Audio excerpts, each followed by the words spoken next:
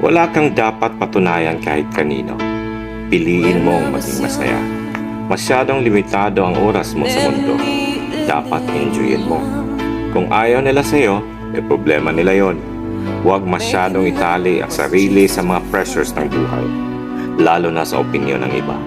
Ang importante, alam mo sa sarili mo na mabuti kang tao. Alam mo, kapag tumatanda na pala tayo, mas priority na natin yung paano maging masaya. Marirealize mo na mas masarap i-enjoy ang buhay pag masaya ka.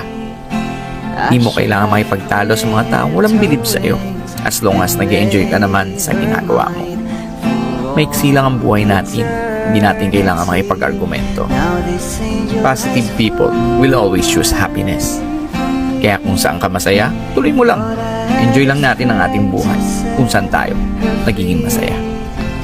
Did what I did because I love her so.